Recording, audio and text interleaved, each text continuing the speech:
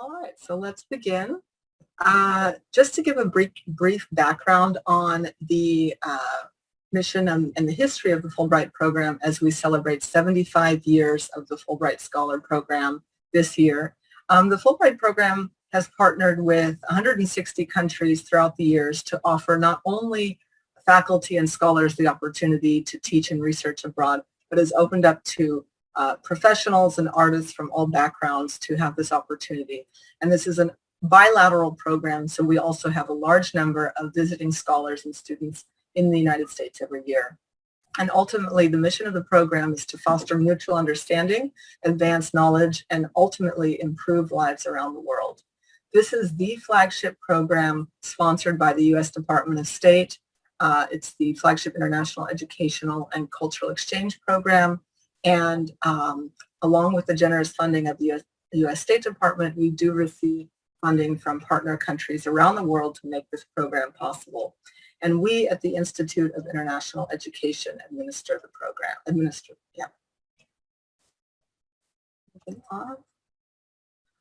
In terms of diversity and inclusion in the program, this informs everything that we do on the outreach team. And the goal is to not only have an applicant pool, but a group of scholars and students, a cohort that represents the diversity of the United States. So we encourage everyone to think about a Fulbright, and if you meet the baseline eligibility requirements, we welcome you to apply. Now, in terms of alumni ambassadors, the ones that you'll be meeting today are part of a cohort of 14 that we onboarded earlier this year. And they are stellar scholars and academics and professionals in their own right. And they are selected through an application process, and they demonstrate strong impact during their time as a Fulbrighter in their country during their grant, and also when they came back to the U.S., so kind of continuing those collaborations. And they have been trained to represent the program officially in different events, whether it's conferences or campus visits, etc. And they serve a 2-year term doing this work, and so you'll see them around. And then they kind of stay on as legacy ambassadors, as we have Darius here. The purpose of this program, and to be clear, this is actually funded by the Institute of International Education. It's our legacy fund, kind of as a cost share. And this is to increase not only the number of applications and the diversity of the program participants, but really an opportunity for applicants like you to hear directly from alumni, from your peers, because certainly, I can tell you all about the program, but these are people who've been on the program, who've had incredible experiences, and can kind of guide you and kind of inspire you to apply to the program and show you how it's possible. So we're really happy to have these incredible people on our kind of associated on our team, and to kind of amplify and elevate the message of the transformational experience that a Fulbright opportunity truly is. So, I encourage you to learn more if you're interested. If you are a Fulbright alum and you're interested in becoming a Fulbright ambassador, we do have information on our website, cies.org, and there is an application form, but we do only onboard annually, so your application will be reviewed on an annual basis, typically in the spring. All right, so I'm going to pass it on to Darius, and in the meantime, if any of you have any questions, you can please put them in the Q&A box or in the chat box. I'll be monitoring both, but Darius is going to take over from here. Thank you, Darius. Sure, thank you. Hey everybody, thanks for joining us today. You guys are in for a really special treat, meeting our bright and shiny new alumni ambassadors. We're going to go through and everybody's going to introduce themselves. Our ambassadors are going to introduce themselves briefly, and then they're going to be talking about their experiences. So we're going to start first off with Rhonda. Thank you, Darius. Hello, everyone. Good afternoon. Thank you so much for joining us for the second installment of the presentations from the ambassadors. I am Dr. Rhonda Jones. I attended Howard University for all of my degrees, bachelor's, master's, and PhD. And so most of my training and education and teaching have been at historically Black colleges and minority serving institutions. So for me as an alumni ambassador, it's very important that I reach underserved communities in terms of community college faculty and faculty from HBCUs and minority serving institutions, just to widen the pool of applicants. My experience with Fulbright, I applied for Fulbright several times until I was finally successful in my fourth attempt. And so I just think it was a triumph in terms of perseverance, really learning how to develop a proposal, really being clear about what my objectives were of wanting to be a Fulbright and wanting to go overseas and teach. And so for me, when I initially, I picked Senegal as a country because I was there in 2015 as a library fellow.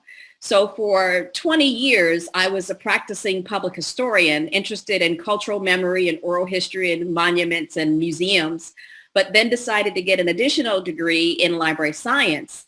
And as a student, even though I was a mature student and a senior scholar, I was still a student and continued to apply for internships just to bolster my experience in the field. And so one of my applications for international librarianship was successful, and I went to Senegal. I went to Dakar. So I applied for the West African Research Association Library Fellowship, and I was placed in the West African Research Center, which was in Dakar.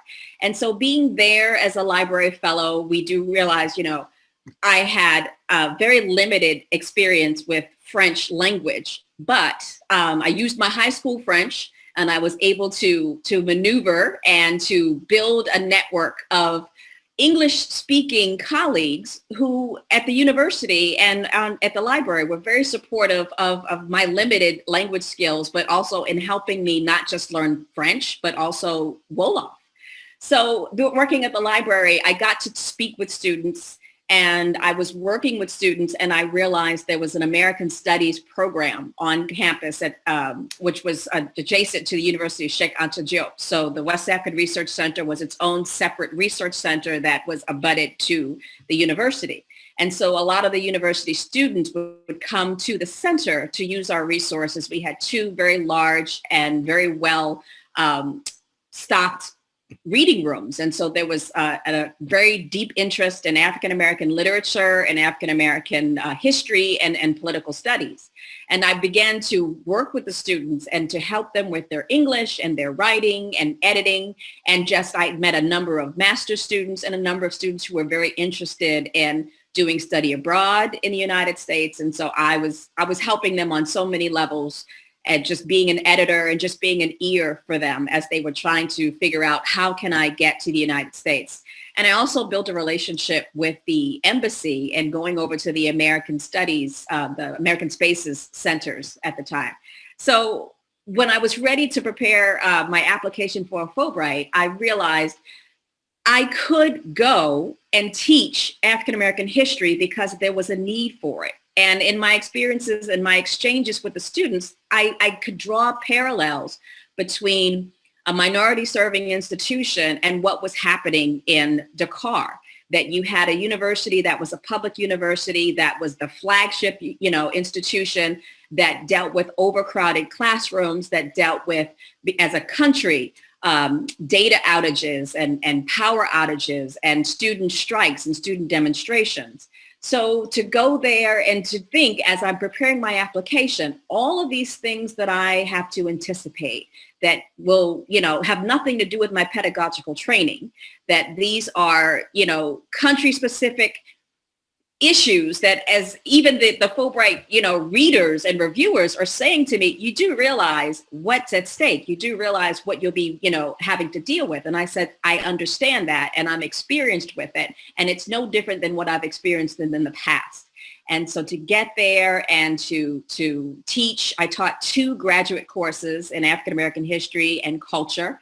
And the students were hungry for, they had seen documentaries. The internet is available for everyone. And so they're downloading documentaries on, prison reform and mass incarceration and social movements and social justice. And they want to know, what was it like to have an African-American president, and why aren't the issues in America resolved because, you had a Black president? And so to delve into handle situations and topics that were beyond that. And so to start at the very beginning, you know, with pre-emancipation and enslavement, and to draw parallels between Goree Island and what's happening in the United States. And the students were very, very grateful for the fact that I was teaching them resources and topics that aren't readily discussed. So many of them are writing topics and theses because they don't have the materials, current 20th century materials to bolster their scholarship. You know, you had scholars who were coming back to Senegal who were talking about critical race theory, but there were no books to support their research. So I, you know, thought, okay, I'm going to create a course. My courses were set up on Google. So I used Google Classroom, and, you know, the students were able to access not only PDFs and ebooks, but also YouTube documentaries. And I just think in terms of teaching and pedagogy, it was really an eye-opening experience about what resources are available and the wonderment of digital technologies. So thank you. And I anticipate any questions that you might have. I look forward to speaking with you all soon. And thank you again for allowing me to participate.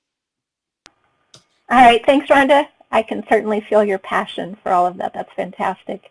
All right, so next up is Alexa.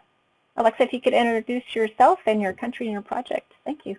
Hello, everyone. My name is Alexa Alice-Jobin. I held a Fulbright in London, 2014 to 15. Such a vibrant multicultural city. There, I focused on Shakespeare and globalization and performance studies. I now teach at George Washington University in Washington, D.C. My Fulbright year gave me a lot more nuanced understanding of modern culture and the performance of Shakespeare at the amazing venues such as Globe Theatre in London, as you can see behind me here. The influence of globalization has profoundly changed Shakespeare performance today, and directors and actors, they've used Shakespeare as a vehicle to enhance social justice and promote diversity. So all of these trends really emerged in the past few years, and I was really lucky to be in the UK to witness that. It's interesting, of course, as an American to go to an English-speaking country, but I want to mention how important it is to observe the subtle nuances and differences between these cultures, even if they all belong to the Anglophone sphere. As a Taiwanese American, I have witnessed how the works of Shakespeare have transcended the English identity to become part of the world's stage. But I've also negotiated various perceptions, British perceptions of racial others there. And I think that's really precious experience for personally, but also for my teaching when I go back to the classroom, right? More nuanced understanding of race. Americans and Brits would talk about race differently. Happy to answer questions about living in the UK in general, about interracial relations, about critical race theory, but also anything to do with being a minority in a field such as Shakespeare that is dominated by white men, but also in a white environment. I feel like Fulbright, as an organization that promotes cross-cultural exchange, all of these topics have always been important. Just, of course, in the past few years, and of course, the pandemic really opened up all these cans of worms. So I'm here to talk, as well as after our session. Thank you all for joining us, and you're all very welcome. Fulbright has given me this passport to the world, so I'm here to share. Thank you. Thank you, Alexa. Appreciate it. You're going to see this over and over at the enthusiasm from our ambassadors. It's an amazing program, and you're going to just be able to feel that from what they're saying. So next up is Peter. Peter, if you could introduce yourself and your country and your project. Thank you.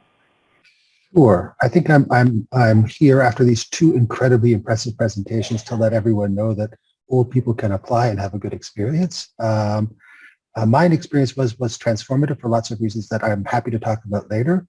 I'm the Charles A. Dana Professor of Economics at Middlebury now, and I applied to the Fulbright Distinguished Chair Program. And I was the Fulbright Hanken Distinguished Chair of Economics while I was in Finland working on a project on inequality. It's a measure of how transformative the experience was that I continue to have a visiting appointment in Finland at the Aalto University School and also at the Helsinki Graduate School of Economics. I have a very large funded project now from the Academy of Finland, which those of you who know this kind of thing will know is the Finnish equivalent of the NSF or NIH. I'm a part of another big outreach project, civic outreach project there. I'm part of an editorial board group. I have friends. For me, the experience was utterly transformative at a time in my life when I frankly needed that kind of experience. And so I'm happy to talk about why. And as I also indicated in the chat, I'm also happy to help with people who are working in economics or economics related or social science related fields, craft convincing statements of projects, because I think that's one of the things that people need to work frankly harder on now that I've looked at a number of things for other countries. So anyway, if you have questions about the Distinguished Chair Program or about economics or about visiting Europe, I'm happy to answer all of them. Thank you. Thank you, Peter. Yes, transformative, that's the key word, isn't it? All right, so next up we have John. John, would you like to introduce yourself, your country, and your project? Thank you. Sure. I'm John Rice. I'm an associate professor of civil engineering at Utah State University. I also worked for about 16 years in the geotechnical engineering consulting before I got into academia, so I have both professional and academic experience. I did my Fulbright in 2018-2019 in the Netherlands, and my expertise and my research is based on internal erosion in dams and levees. So that's the erosion of soil beneath or through dams and levees. And the Netherlands was an obvious choice for me since they have lots of levees and a good portion of the country and a good portion of the population actually lives below sea level. So the levees are very important to them. My host institution was Delft University of Technology, TU Delft as they call it there. And I also worked with a research institute which was located only a mile away from TU Delft, which is Deltaris, and they do research basically dealing with levees and dealing with water. So both of those institutions work together. They used to be connected as one, but Deltaris has spun off. So did teaching at TU Delft. I taught a master's level course on embankments.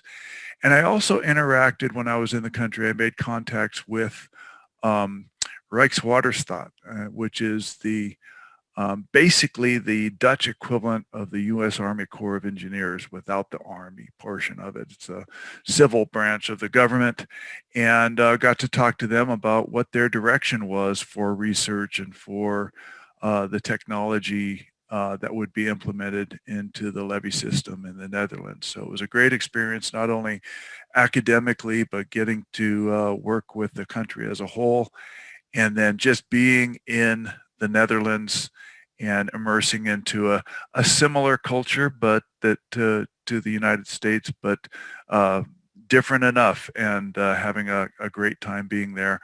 I was there for 8 months, but the Fulbright was for 4, and I supplemented it to stay longer just to have a great time there. And I'd be happy to, again, answer any questions you might have about applying, about my experience, about STEM type of research being done on the Fulbright. Thanks. All right, fantastic, John. Thank you so much. And next up is Susan. Susan, if you wouldn't mind introducing yourself and your country and project. Thank you. Hi, I'm Susan Sharfstein. I am a professor at SUNY School in upstate New York. And my project title was Optimizing Recombinant Protein Production in Cultured Mammalian Cells. I'm a biochemical engineer by training. I had a Fulbright Global Scholar Award, which is a little bit different because it allows you to spend time in multiple countries. So I wrote my proposal to spend 4 months in Ireland at Dublin City University, and then 4 months at the University of Queensland in Brisbane, Australia. Actually, a little bit like John, Fulbright only paid for 3 months in each place, but I stayed for an extra month, so I actually had the bulk of an entire semester in both places. And because one was in the Northern Hemisphere and one was in the Southern Hemisphere, I was there for the fall semester in both. Now, if you look at the picture of me, you would say, you know, that doesn't look like Ireland or Australia, and it's not. It's Thailand. One of the really exciting things that I hadn't planned on at all is that Fulbright from the Asia Pacific has extra money available for you to visit other countries in the Asia Pacific region. So while I was in Australia, I met a professor from Thailand who was visiting my host in Australia, and she invited me to come to Thailand for a week and give a workshop and an invited talk. So in addition to going to Ireland and Australia, I spent a week in Thailand. For me, the bulk of my work was research oriented. I did collaborative research at both institutions. I have published papers with my collaborators in Ireland. And then from Australia, after I came back, I hosted the graduate student I had worked with, and he's a co-author on a paper. And then from Thailand, I had a Thai student actually spend 18 months in my lab. We had only planned on about a year, but then a pandemic happened, and I actually just took her to JFK Airport on Sunday. And her advisor and I have now put together a significant collaboration. I'm going to be on her dissertation committee. So it's really been for me a tremendous opportunity professionally. I have professional contacts that some of them new, some of them old. And personally, it was also really interesting that I picked Ireland and Australia because I knew people there, and also because of the research that was going on there, and because they were English-speaking countries, which was a plus. Although the English-speaking countries, they're very different English-speaking countries. But it was also an opportunity really to see how the cultures differed very much from the United States. And, I certainly don't do sociological work, but for example, being in Australia and looking at the way that Australia has dealt with its indigenous population in comparison with the United States, I found to be really interesting. I did also bring my family with me, so I would be happy to talk to people about what it's like to bring kids. My son went to university in both Ireland and Australia, and if you're thinking about bringing a college-age kid, it's a lot cheaper than sending your kid to college in the United States, even if they don't get transfer credits. And again, happy to talk about the Global Scholar Award and any other questions you might have. All right, fantastic. Thanks, Susan. I hope all of you attendees are becoming very inspired by hearing our ambassadors speak. Now they're going to speak about the path to Fulbright and their own personal journey to applying and to being inspired to do it themselves. So first up, why don't we start with Rhonda again? Great, thank you. Again, my path to the Fulbright was based on the previous library fellowship that I had participated in. I did not apply as a librarian for Fulbright because I knew that the resources would be in French and I wasn't able to read French proficiently. So I kind of did a backdoor. I applied as a professor, and then once I got to Senegal, I began to make connections and build my network among local librarians, and to travel and to go to American Spaces centers and then meet public librarians in these areas. And so based on that, I began to have relationships and have conversations about digitization and digital technologies and, all kinds of resources that would help with librarianship, and to work with the library school on campus to talk about e-resources and things like that. But I also created an e-digital library at the West African Research Center.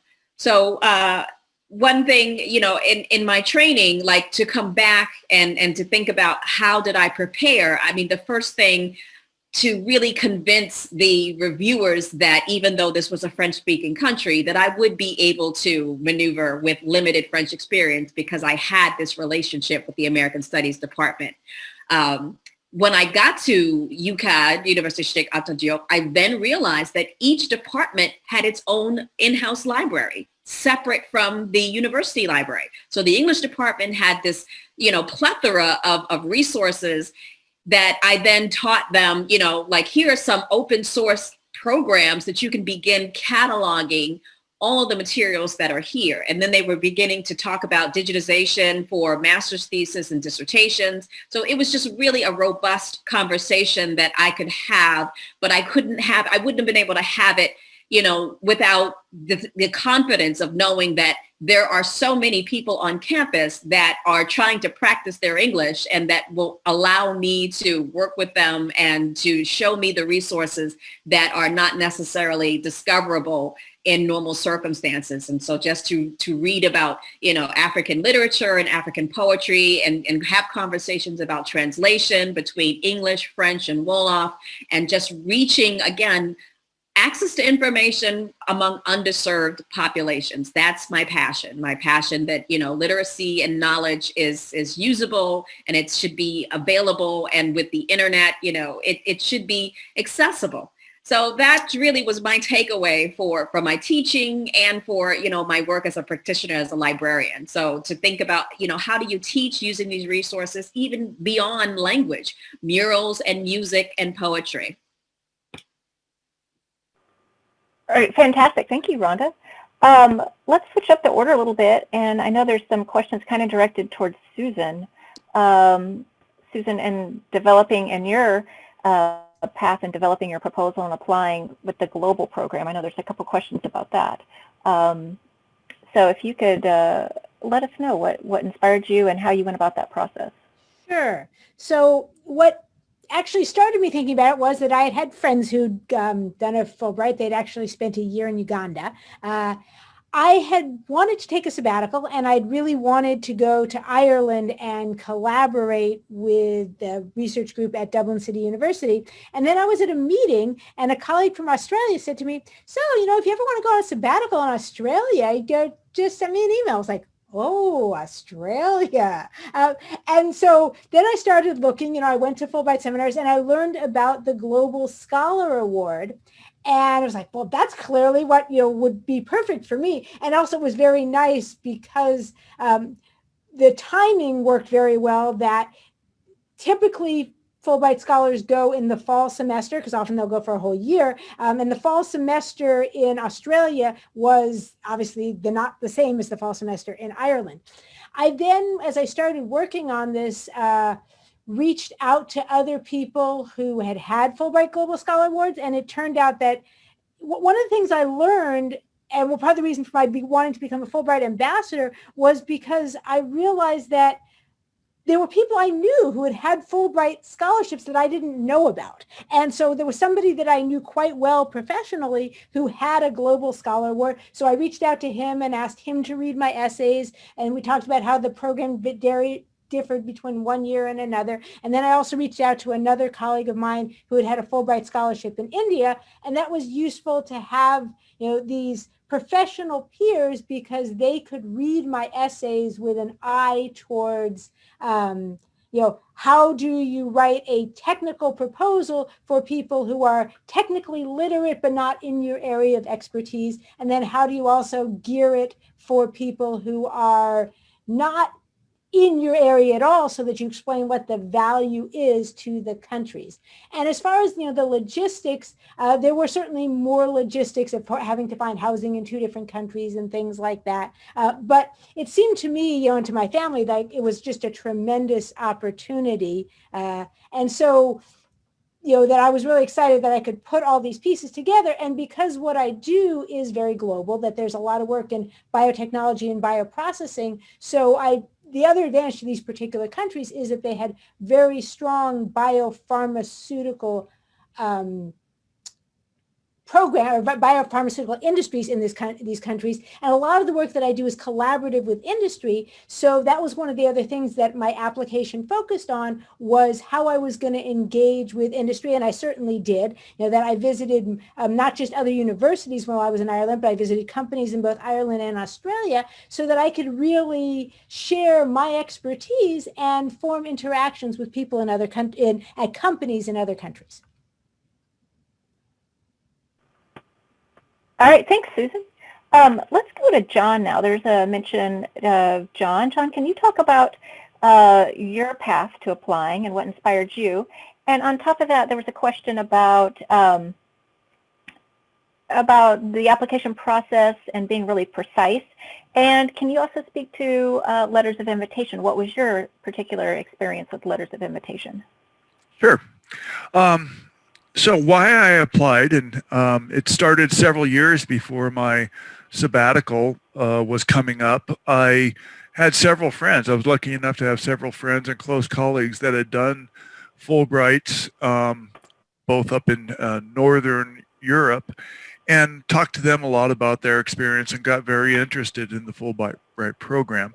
And then we had one of these on-campus visits by the Fulbright folks, and there were ambassadors there, and I listened to the talk and got some great information from them, and then went on to the website, which is a great website, very easy to look at things. I was specifically interested in going to the Netherlands, so I searched for opportunities in the Netherlands for STEM people, and several came up, and I selected the one that I thought fit the best. I was lucky enough to get it on the first try, get a Fulbright there. But I think if you go to that website, you can also search by region, by Europe, and by your discipline. So if you're a STEM person, engineering, I looked up engineering and found several opportunities around Europe. And to tell you the truth, I'm doing that right now. It's 4 years before I get another sabbatical, but I'm looking at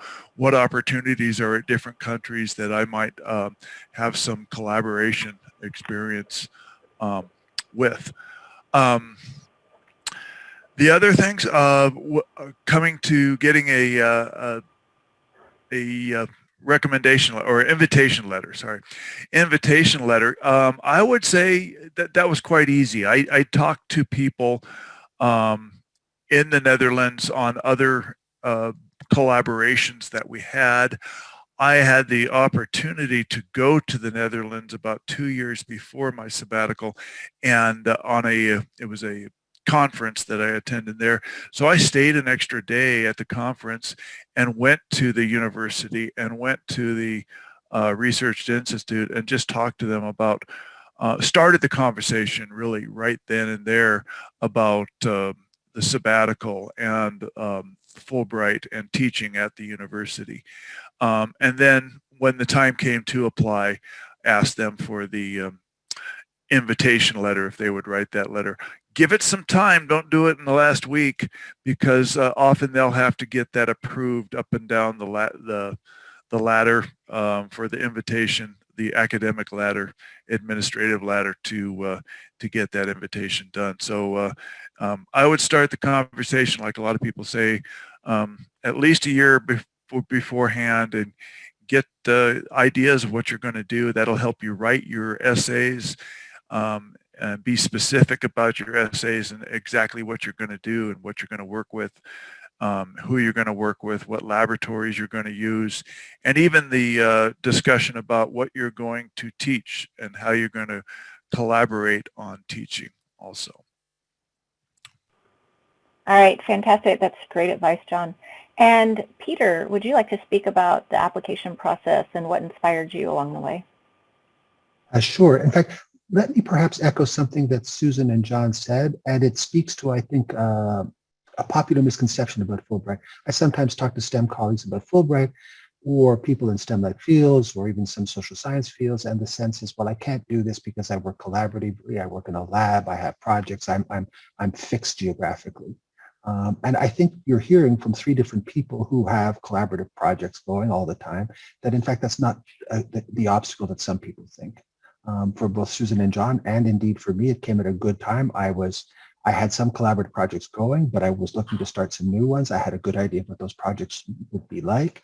I had a good idea of what a good place to do them would be.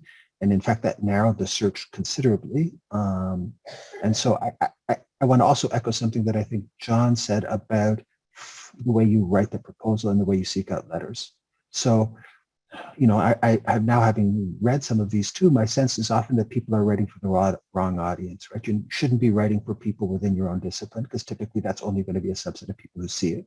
You should also be writing for people at the host institution, who often may see this, or at the local Fulbright thing who may also see this. And I say this because it's also a way of, and for me, one of the ways in which the experience was transformative was I'm basically an introvert. And so I was looking to start a bunch of new collaborative projects with people who I knew, but I was also trying to force myself to be a little bit more public facing in the work I do. And oddly, this was very easy for me to do in Finland, which is the land of introverts. And so one of the things I did was I started to accept invitations to speak at all sorts of events, either universities that weren't necessarily, you know, within my discipline, at civic engagements, at libraries.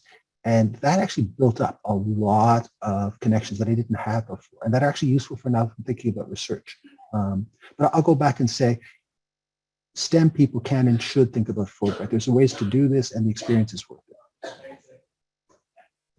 And maybe I'll stop there because I want others to have chances. So. All right. Well, thanks, Peter. And Alexa, would you like to speak about what inspired you? Hi, hi, hello everyone. Thank you for all the good questions in the chat and the Q&A box. I'll try to address some of them as relevant to my experience and field. I think one of the perceived hurdles really is the invitation letter and the connection with a particular school or region. We all start out with doubts, and I don't even know anyone. Where do I start? How do I get started? But I think that's the point of Fulbright, actually, to foster these connections. I was really fortunate. So as I mentioned earlier, I do film studies, literature, Shakespeare, and it's a field that's heavily centered in the US and UK. So prior to this, I already knew people either on the paper or were in passing at conferences. And so I started there in terms of reaching out to people. So it's not a cold call, if you will, not out of nowhere. And I was also able to have senior colleagues, senior scholars there help me out in kind of making that initial connection. My understanding is for them, so I had a unique situation. The program I was in was co-hosted by two schools. It's the Queen Mary University of London and the University of Warwick. Warwick is about 3 hours from London because you have to count all the time on the tube and the transfer onto the bus. It's there a bit of in the middle of nowhere. But the idea is you go back and forth to attend events, classes, and so on. Was really fruitful experience for both sides. For them, it's really a bureaucratic. It's a formality. So my understanding is the invitation shouldn't be too difficult to come by. They can issue multiple invitations without making a commitment. They invite 5 people and see among the 5 who will succeed in getting the fellowship. And there's only 1 spot, for example. So it's not a commitment. I myself now, I'm in Washington, D.C. I receive cold calls from people elsewhere saying that they're interested in applying for Fulbright. They would like me to be the host and here to come here and work here at George Washington. In some cases, I personally can write them an invitation, and that suffices. It doesn't have to be institutional. It doesn't involve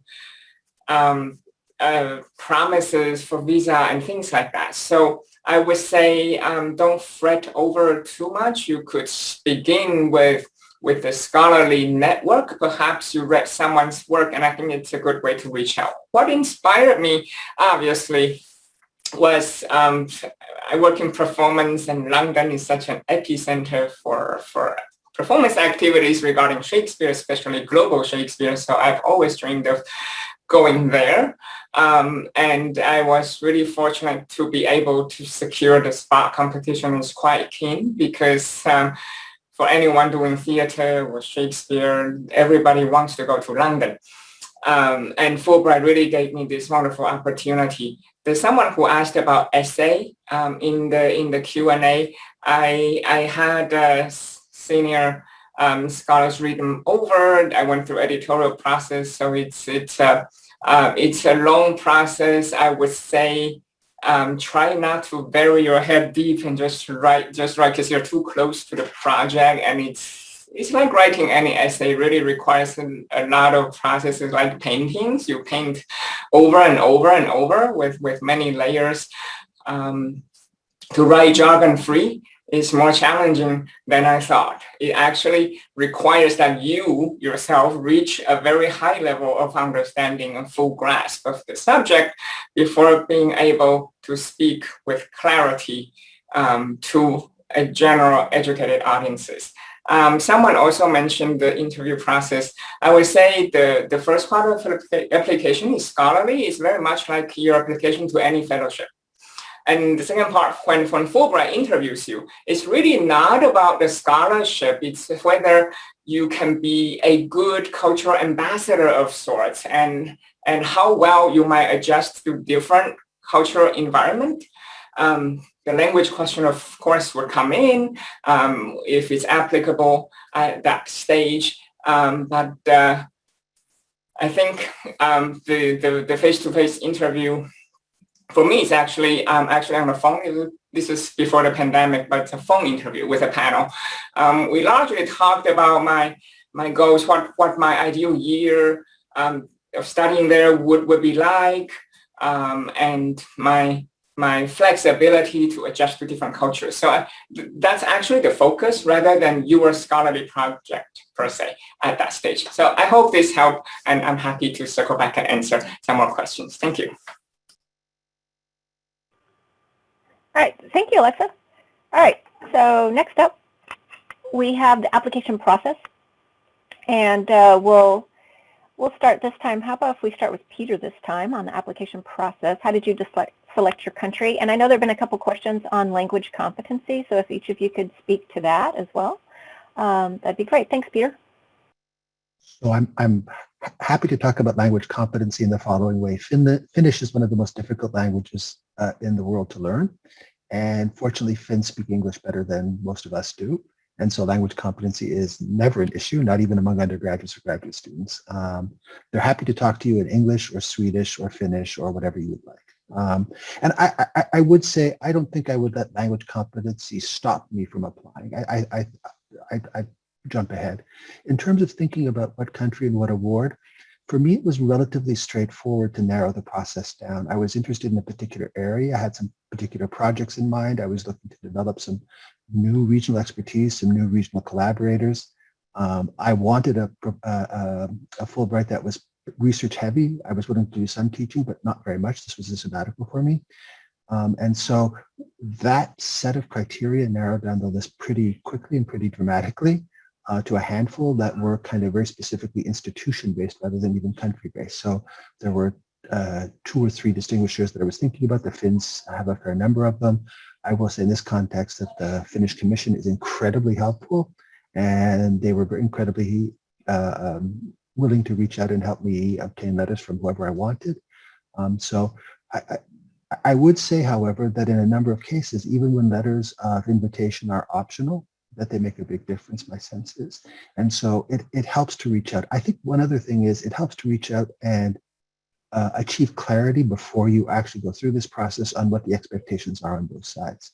And so you don't want to do something in which expectations from teaching, for example, look different from one side or the other, or perhaps whether expectations in terms of dealings with graduate students or presenting at seminars.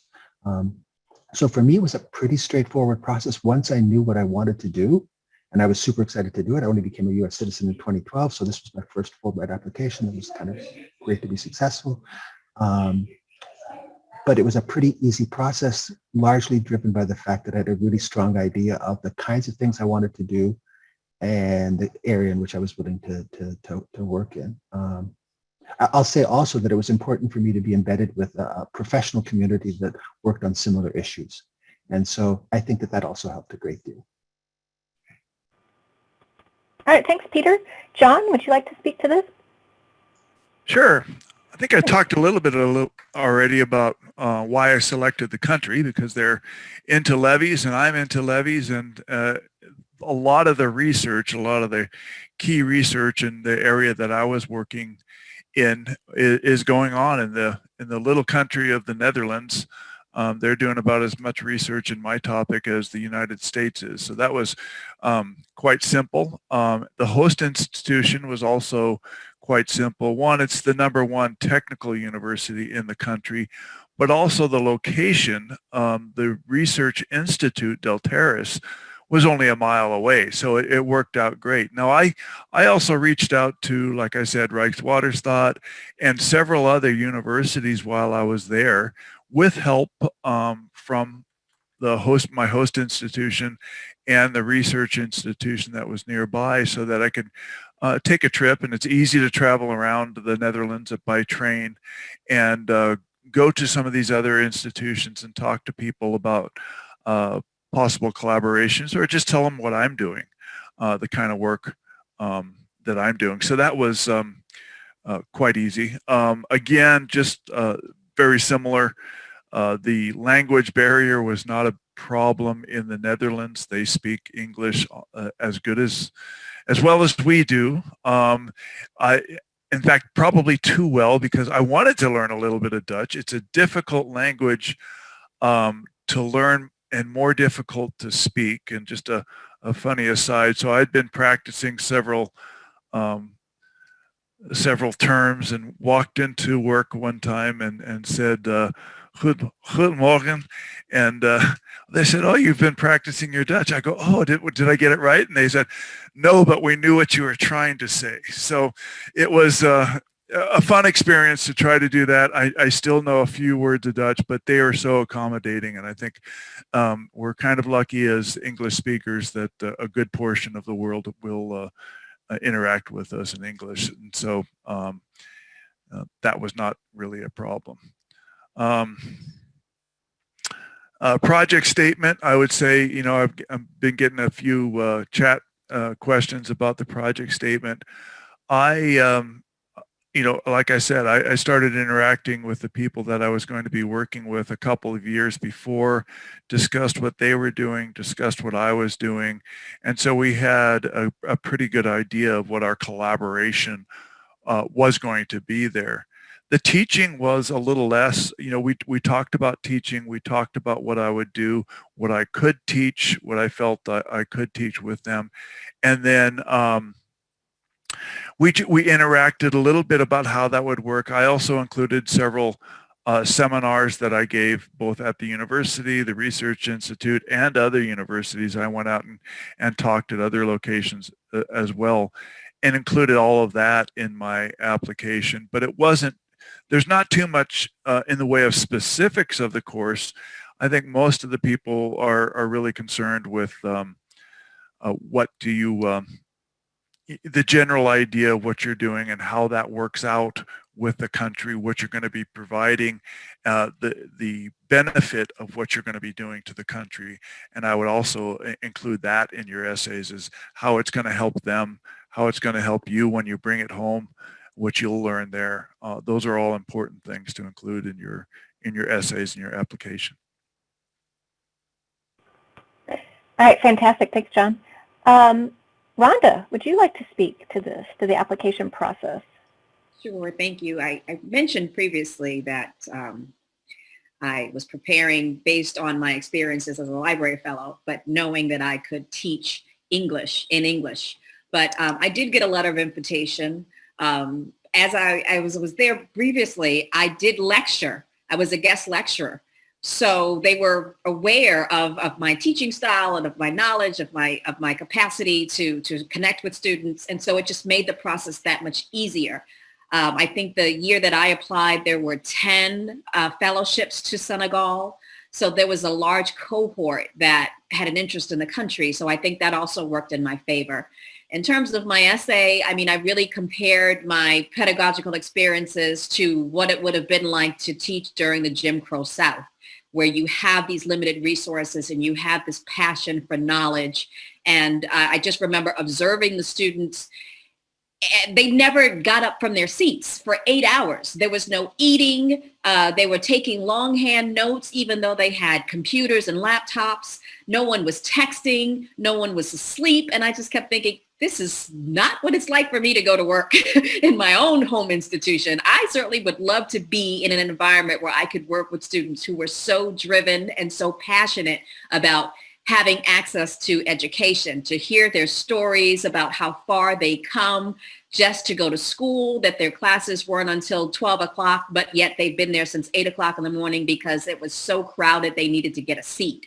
So those were the kind of stories that I talked about in my essays about my capacity to teach, knowing that I could, do it in English to French-speaking students, that I could reach them where they were, that I had because I was involved in higher education for so long, I could speak to so many different institutions that were available in the U.S. for them to come and study. And so it was just a great way to bridge my knowledge as an administrator, as a historian, as a librarian, as a professor. And so the process, the applications wrote themselves. But, after 4 times of this, I was kind of a pro.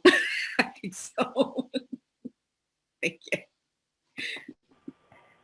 All right, thanks, Rhonda.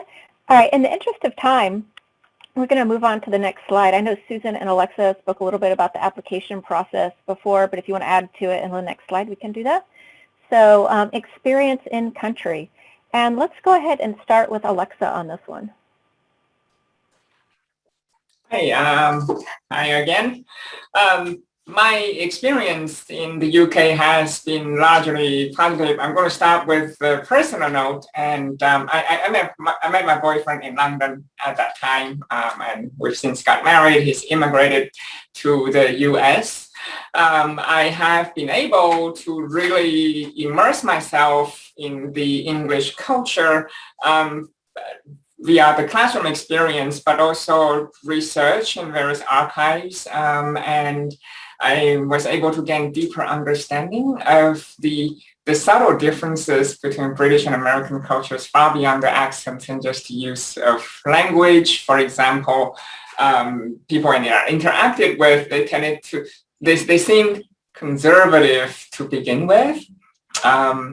It could come off as off-putting, and you would just have to bear with that. I joke about the recommendation letters. If you ever get recommendation letters from Europe in general, especially the UK, versus from the US letters will tell you the candidate walks on water. The UK one would say the work is adequate, which would be terrible to the American ears. And it's cultural differences like this, and it takes several interactions before Americans will consider, oh, this person is a friend. But from the English side, they've been a friend from day one, except they don't quite express in that way. They're not quite exaggerated. In-country experience, in the beginning, in terms of the nitty-gritty, I think setting up a bank account was the most painful because of several regulations in place to prevent money laundering. So it's quite difficult for someone without a resident status there to open an account. And the Fulbright Commission there really helped. I think they have special contract with Citibank, and Citibank is the only place you can go. I suspect this might be the case for several other countries as well. You need this letter from Fulbright, and you can open accounts specifically only at that bank, but not other banks. And so all these complexities, you would begin to try to sort them out before arrival. Health insurance as well. It is through the Fulbright, even though the UK has the NHS. I think there's additional coverage that they provide you for in case. And that's also really helpful. I was lucky didn't have to hunt for housing because the school housed me in the wow. It's in a dorm, but in the end, it worked out. Even though it's a dorm, and they did not sponsor, even if you want to go off campus, they would not sponsor that. So the deal was, it's a package deal, and you have to be in that dorm. The upside is I got more immersive experience because I was on campus the entire time and was able to interact far more with everyone, students there. So it's a very, very immersive experience. But other positions throughout the UK, I don't think they quite work this way. Some would give you an allowance, you have to go out and hunt for housing. So the process, of course, has to start much, much earlier. My experience there was an academic year, but I understand some fellowships can be as short as summer, or I think more typical is 1 semester, either fall or spring. I'm happy to come back and answer more specific questions. So type away. Thank you. All right, we are almost out of time. We've got 4 minutes left for this webinar, and we would like to open it up to Q&A. You're welcome to address your ambassador directly. And as you can tell, they're all extremely inspired and very willing to help. So you're welcome to address them directly. You're welcome to unmute yourself and ask a question. You're welcome to just type to everybody. I'm sure a lot of these questions, a lot of people have them, so feel free to go ahead and type in the chat. And we'll type away or answer them out loud. And I want to thank you all for joining us. What a treat to listen to our new ambassadors, alumni ambassadors.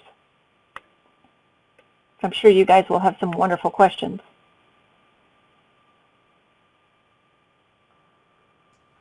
So I'll just chime in real quick. The one holding the koala, that's my daughter. The highlight of her Fulbright experience was getting to hold a live koala. They are kind of like toddlers with claws that smell like eucalyptus.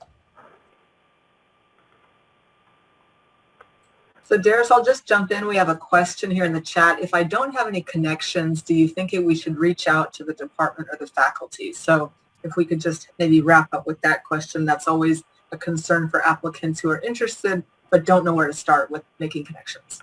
So can I say quickly, I did answer this in the chat as well as in Q&A. You can scroll down to see it. Answer is absolutely yes. I don't think we have to know the people. Senior scholars help me make that connection. You can, quote unquote, know someone through research, and you reach out to the person and talk about your mutual research interest and go from there and say, and by the way, I'm really interested in coming to the institution via this external fellowships. No admin burden on you whatsoever. And would you consider issuing me an invitation letter? As I said, it's really formality. I don't think it's too much burden for them, and it's absolutely fine to reach out to them. Of course, through some introduction or the connection via research usually guarantees better response rate rather than just cold calling someone or blanket kind of drop tons of emails to all the people at the institution. Usually targeted works better. I would second that. I would reach out to your who you want to do research with, and everybody has a web page. Everybody has a page where they can look at that and see what you do. Your best person to talk with. Just reach out to them and start a dialogue.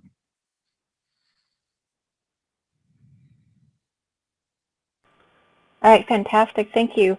I know there was also, Michelle, there's also another question on the IEA program, administrators. So there is a special program for administrators. Hopefully we can get you some information on that.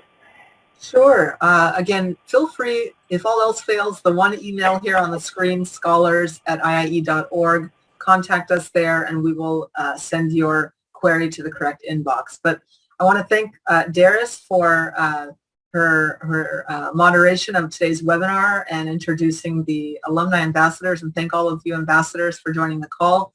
We had a lot of people attend. It was an excellent webinar. I think we've got loads of questions that we can still get to, but all of you have given your contact on the slides. This is This webinar has been recorded and will be archived on our website, so you can reference that. And all of our alumni ambassadors are listed on our website at cies.org. So if you'd like to reach out to the others or you didn't note down their email address, all of their contact is there. Again, thank you so much, everyone. And for those of you applying this year, the deadline is September 15th, and we look forward to receiving your application. All the best. Take care.